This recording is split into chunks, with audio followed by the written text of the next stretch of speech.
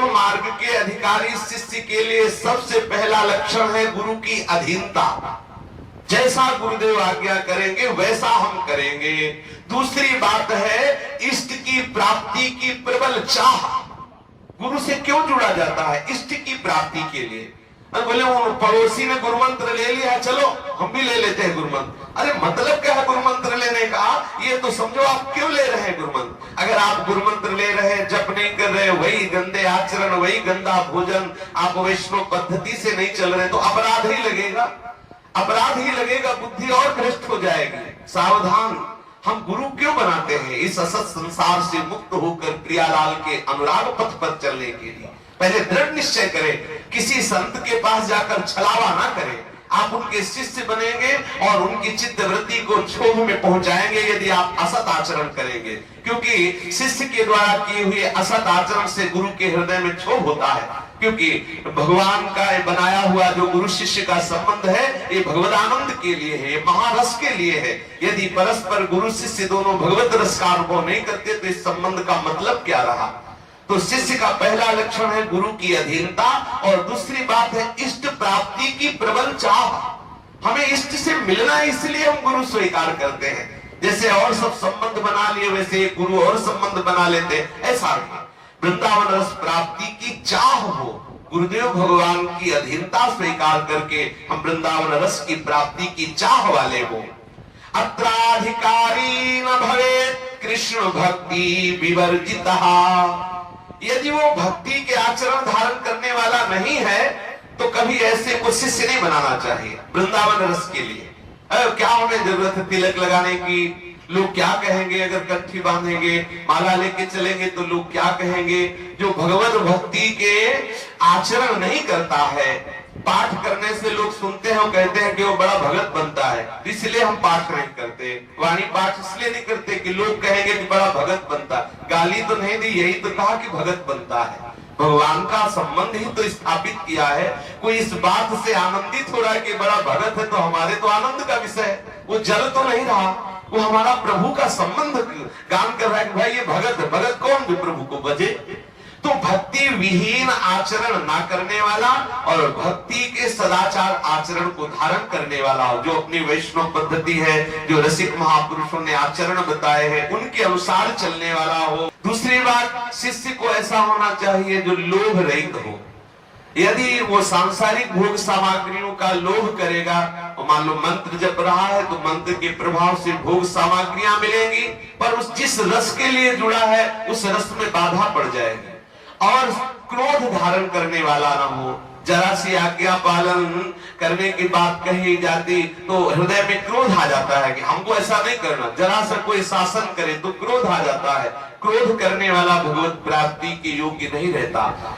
एक पूज्यपाद सिमरिया बाबा जी महाराज ने कहा कि 1 महीने में एक बार क्रोध कर ले तो 1 महीने का भजन क्षीण हो जाता है। 1 महीने भजन करे, एक बार कस के गुस्सा हो जाए तो उसका भजन प्रभाव जो है निष्प्रभावित हो जाता है। भजन का प्रभाव उसके हृदय में प्रकाशित नहीं होता। और काम, जो शिष्य कामी भाव वाला है तो प्रेमी कैसे बन सकता है? जैसे दिन रात एक जगह नहीं हो सकता, ऐसे कामी प्रेमी नहीं हो सकता। प्रेम मार्ग में चलने के लिए निष्कामता की आवश्यकता है। अगर काम वेदना हृदय में है, कामनाएं हैं, तो उनको सहो। सहत सहत बाढ़े भगत गृह तन गुरु हितगार, गृह तन गुरु हितगार हार अपनी करी मानत। अपने को हार गए और जो भी अंदर वेदना हो रही उससे सहो। अधिकारी शिष्य को मंत्र दीक्षा ग्रहण करने के बाद क्या करना चाहिए? अधिकारी शिष्य को मंत्र दीक्षा ग्रहण करने के बाद अपनी संपूर्ण दिनचर्या गुरु के आदेश से युक्त कर लेनी चाहिए। कोई भी आचरण ऐसा ना हो 1 मिनट का भी जो गुरु की आज्ञा से विपरीत हो, ऐसी अपनी दिनचर्या बना लेनी चाहिए। जो गुरु की आज्ञा के अनुसार अपनी दिनचर्या बना के चलता है, चाहे वो गृहस्थ हो चाहे विरक्त हो। जैसे गुरुदेव ने आज्ञा की है कि आप गृहस्थ हैं तो जो भी क्रिया करें उसके पहले विचार करें कि ये क्रिया हम भगवत प्रसन्नता के लिए कर रहे हैं, और जब क्रिया संपूर्ण हो जाए उसे भगवत चरणारविंद में अर्पित कर दें।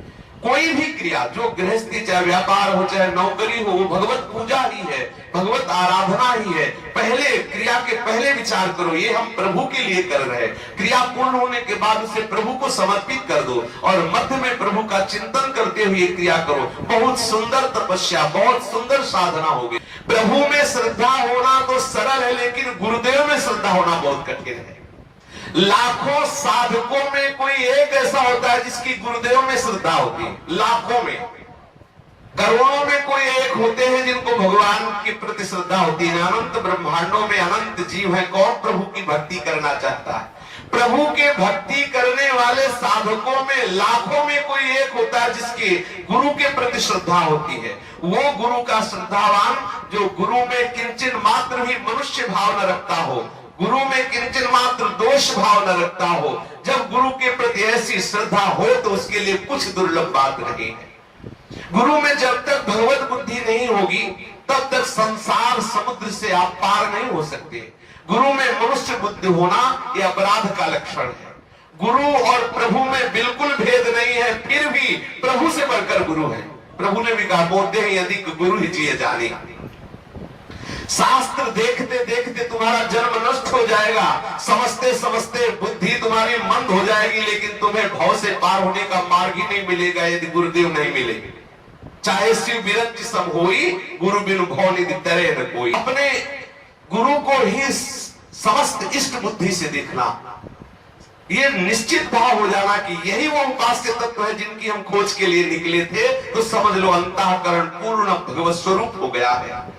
जो गुरु और ईश्वर में भेद करता है वह ज्ञानी है। जो श्रद्धाहीन है, जो दुर्बुद्धि है, जो प्रारब्ध के अधीन रहना चाहता है, अब जो होगा सो प्रारब्ध से हो जाएगा, क्या गुरु जी की बात माननी है? जो प्रारब्ध के अधीन होना चाहता है, जो श्रद्धाहीन है, जो दुर्बुद्धि है, जो अभिमानी है, वो कभी गुरु कृपा का अनुभव नहीं कर सकता।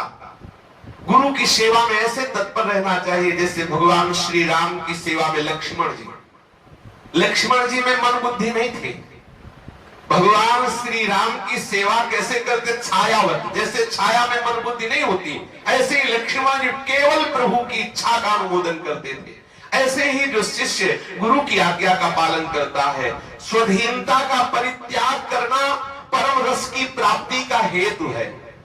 स्वाधीनता का परित्याग करना ये परम रस की प्राप्ति का हेतु है। जो गुरु की पराधीनता स्वीकार कर लेता है और सबको अपने अधीन कर लेता है, ऐसा प्रेमी हो जाता है।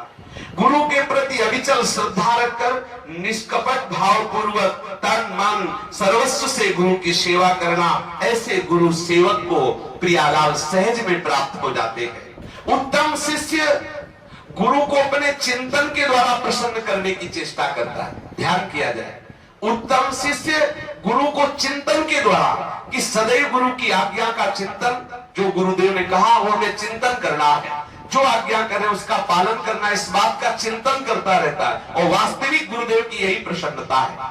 आप शरीर सेवा करें और चिंतन संसार का करें, उनकी आज्ञा का उल्लंघन करें, बिल्कुल आपका लाभ जो हृदय में होने वाला वो नहीं होगा, जो लाभ का अनुभव होने वाला नहीं होगा, निश्चित समझो। हाँ, उसके अनुसार तुम्हारी जो वासना है उसकी तो पूर्ति हो जाएगी, लेकिन रस का अनुभव नहीं होगा।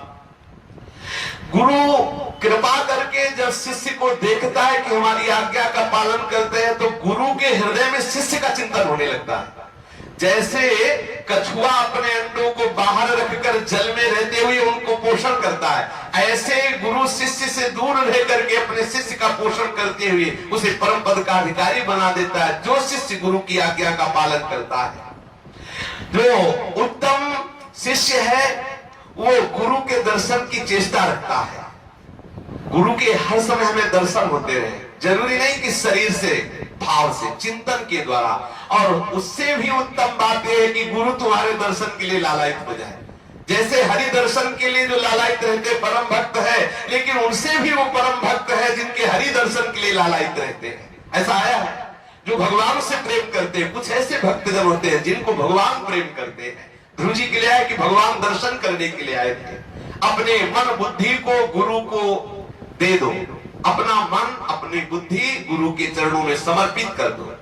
आजकल गुरु सेवा करने की बात आने पर मन में आता है क्या होगा गुरु सेवा से? कह रहे बाजार से सब्जी ले, सब्जी लाना होता अपने घर में रहते, ऐसा सब्जी लाना होता, ये सामान लानी होती तो घर में रहते। हम तो गुरु के पास आए भजन कर ले। भजन का मतलब क्या है? गुरु आज्ञा के अधीन होना ही भजन है। भगवान को आज्ञा करते तो लकड़ी लेने जा रहे जंगल में से, देखो संदीपनी जी आज्ञा करते तो भगवान को आज्ञा करते तो पुष्प लेकर के आते। जरा विलंब होने पर भगवान श्री राम भयभीत हो जाते। गुरुदेव की सेवा में विलंब हो गया, विश्वामित्र जी के साथ जग गए। आप विचार करो, हम अपने लोग सोचते हैं कि क्या गुरु आज्ञा का पालन करना, क्या सेवा, अरे भाई भजन करने आए, हम इसलिए नहीं आए कि बाजार में जाए अमुक सामान लावे, इसलिए नहीं आए। नहीं, जो मन बुद्धि को गुरु के चरणों में बेच देता है वही वास्तविक वस्तु का अनुभव करता है। गुरु का शरीर पांच भौतिक जो दिखाई दे रहा है, इससे प्रीति नहीं करनी। अगर केवल इससे प्रीति करोगे तो कुछ दिन बाद ये आएगा गुरु मर गए हमारे, ऐसा आएगा। इससे प्रीति करोगे तो आपको लगेगा कि गुरु हमारे जैसे ही शरीर वाले हैं। गुरु जो तत्व है उस पर दृष्टि रखने की चेष्टा करो। हम मंदिर को इसलिए पूजते हैं कि उसमें प्रभु बैठे हुए हैं, ऐसे गुरुदेव के शरीर को इसलिए पूजते हैं कि उसमें गुरु जी विराजमान, गुरु तत्व विराजमान है। अगर तत्व दृष्टि रखोगे तो कभी आपको ऐसा अनुभव नहीं होगा कि हमारे गुरु जी हमारे पास नहीं। कौन सा ऐसा कण है जहां गुरुदेव ना विराजमान हो? बस गुरु के शरीर के प्रति वैसी दृष्टि नहीं रख ली, क्योंकि शरीर तो नाशवान है, आज नहीं तो कल छूटेगा, तो आपको लगेगा हम अनाथ हो गए, हमारे गुरुदेव नहीं है। गुरुदेव सदा सनातन तत्व है, ऐसा भाव रखो। शिष्य और गुरु का संबंध केवल भगवत प्राप्ति के लिए, केवल भगवत प्राप्ति के लिए दृढ़ निश्चय करो। गुरु और शिष्य का संबंध केवल भगवत प्राप्ति के लिए है। यदि शिष्य की गुरु में सुदृढ़ ईश्वर भावना हो जाए तो तत्काल भगवत दर्शन हो जाए, तत्काल। हमें भगवत साक्षात्कार इसीलिए नहीं हो पाता कि गुरु में मनुष्य बुद्धि रहती है, गुरु में दोष बुद्धि रहती है। गुरु के प्रसन्न होने पर इष्ट अधीन हो जाता है। गुरु प्रसन्न साहिब अनुकूला, मिटी सकल कल्पित भय सूला। गुरुदेव के चरणों का स्मरण करते हुए जहां गुरुदेव के चरण रखे जाए वहां ऊपर अपने चरण न रखे। जैसे गुरुदेव के पीछे चले तो उनके चरण चिन्हों से बचा के चले, ऐसा शास्त्र में वर्णन है। जो गुरुदेव का आसन है उस पर चरण न रखे, गुरुदेव को दाहिनी तरफ करके ही चले, अर्थात गुरुदेव जा रहे हैं तो उनकी दाहिनी तरफ चले। परम तत्व का स्वरूप गुरुदेव को समझते हुए इष्ट भाव से उनकी आराधना करने पर, उनके द्वारा दिए हुए उपास्य मंत्र का जप करने से, अखंड वृंदावन वास करने से नित्य विहार रस की प्राप्ति निश्चित हो जाती है। श्री राधा वल्लभ लाल की जय।